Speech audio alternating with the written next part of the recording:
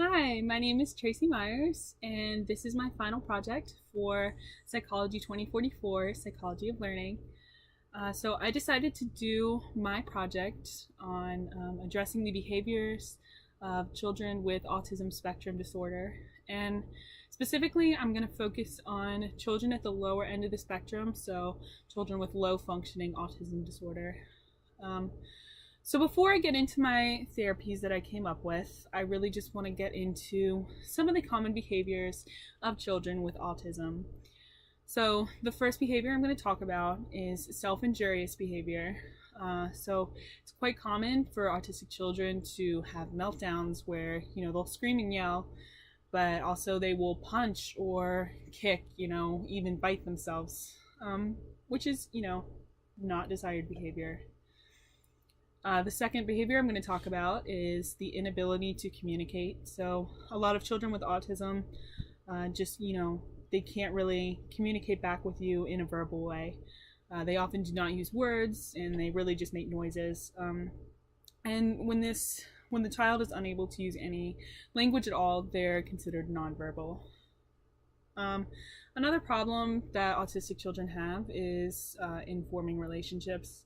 So, an autistic child may interact with other children, but they really won't form relationships or friendships in the sense of the word. They also frequently engage in obsessive behavior, so they may, flick on and off light switches or make hand gestures like hand flapping, which looks like this.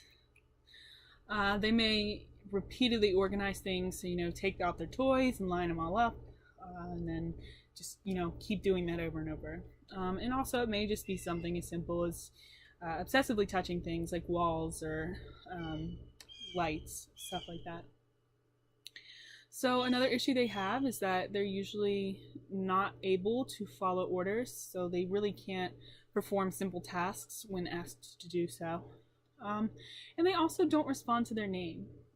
A lot of children with autism just really are unable to avert attention to their own name. When they hear their name, they really just don't respond.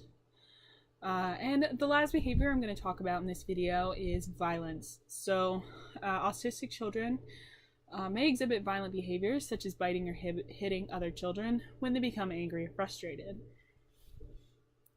So I'm going to go ahead and get into some of the therapies that I came up with. So the first issue that I'm going to address is the self-injurious behavior. So really the main part of this behavior is you want to teach the child to channel their energy and frustration into something else, perhaps, a stress ball. So you want to use reinforcement to promote the use of that stress ball. So when the child is angry and attempting to self-harm, you want to introduce them to the stress ball and show them how it is used. The child will receive positive punishment when they are not using the stress ball, in that they will be restrained. When parents, have children with autism and they have these fits, you don't want your child to hurt themselves. So you really do just have to restrain them until it passes. But when the child is using that stress ball, they're allowed to be free. So really, this gives a sense of negative reinforcement where the child is free of that restraint, and this is very rewarding to the child. So the child should learn to use the stress ball instead of injuring themselves. The next issue I'm going to get into is dealing with their communication. So this is specifically for nonverbal autistic children. So you want to teach the child to express their thoughts and feelings through an autism communication app on an iPad. They have these really cool apps out now that, they have pictures and just simple words that really allow them to organize their thoughts on the app. And then here I have an example printed out here of what this looks like. You can see it's got little simple pictures, simple words, and you can really form them into a sentence which can then be read out.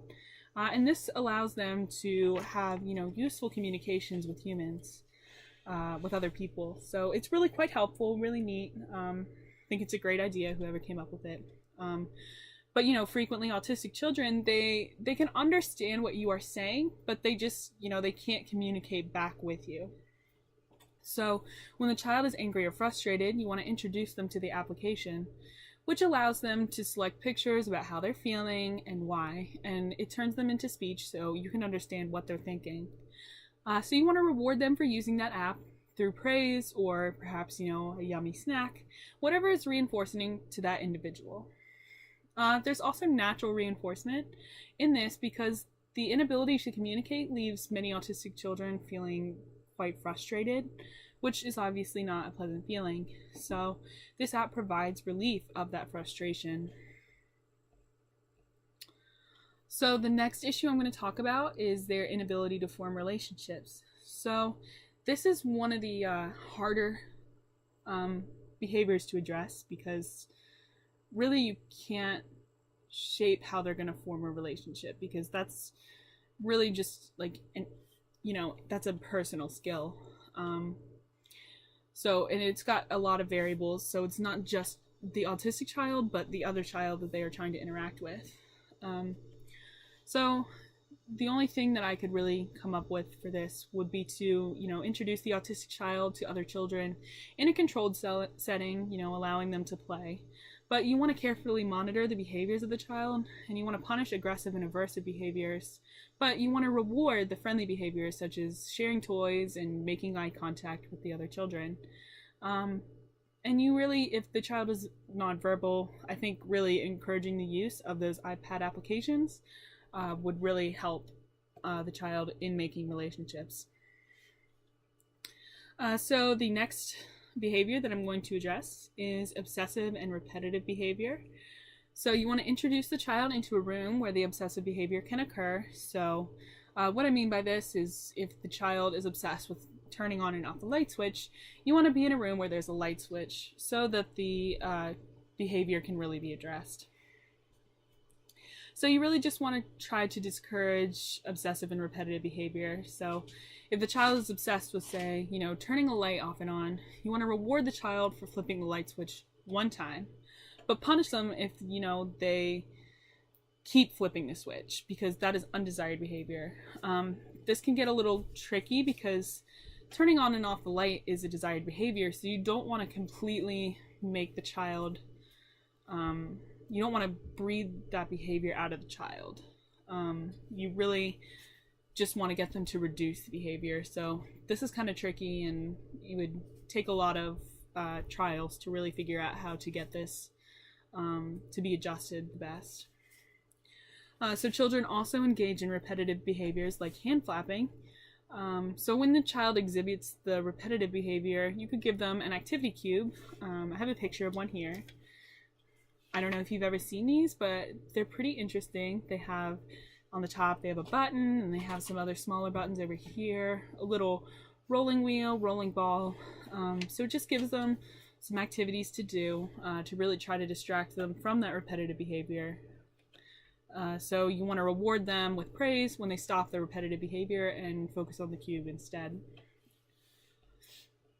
So the next thing I'm going to address is, kind of instilling some obedience in the children.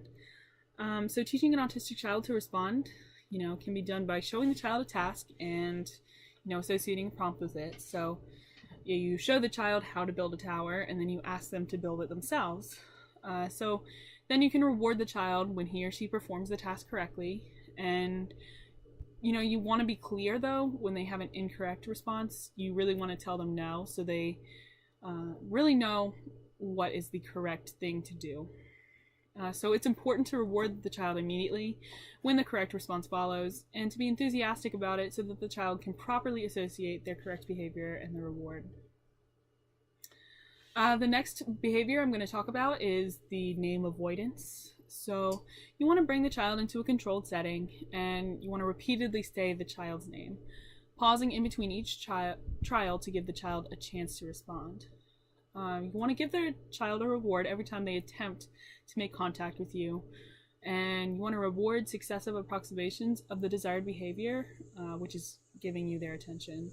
So really what we're doing here is just trying to shape that behavior to get it to be the correct response. Eventually, the child will learn to look and listen when they hear their name. And when this behavior gets to be really consistent, you should decrease the reward frequency to a variable ratio schedule so that the behavior will experience extinction more slowly. So the last behavior I'm going to talk about is violence. So treating violence in an autistic child can be very tricky because it is a behavior they engage in when they become frustrated about something. So, especially in nonverbal autistic children, it can be very hard to express that frustration and anger in a way that isn't violence. So, to try to reduce that behavior, there are two important aspects. Number one, giving the child another way to express that. And number two, teaching the children to express their frustrations using words, or if they're nonverbal, using the iPad applications. So when an autistic child is being violent towards you or another person, you want to introduce them to something like a stress ball or a punching bag that they can use to get out their anger without hurting someone else. Once they've calmed down a bit, you can allow them to use one of the iPad applications so that they can explain what they're feeling and why. Then and only then will the thing that is making the child angry be changed. Because, just exerting violence doesn't change anything, but actually telling the parent or the guardian what is wrong, then whatever is making them mad can be changed. So in future trials, you want to give them shorter periods with the stress ball or punching bag, and you want to give them access to the iPad sooner so they can really allow their feelings to be expressed. Over time, the child should learn to express their feelings either verbally or on the iPad application, rather than to exhibit violence. This is because the verbal communication and communication on the iPad allows for true resolution of their problems that the violence does not.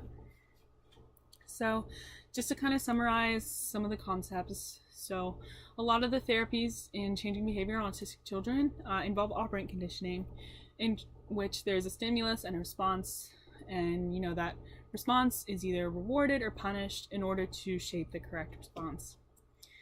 It is important to apply all reinforcements and punishments when the desired or undesired behavior is occurring, so that the child is not confused as to what is expected of them. It is also important to not talk down to nor insult the children, as this will not help their learning. They're humans just like us, and they have a little bit of trouble connecting with other people and communicating, but being nasty to them is not going to help their learning.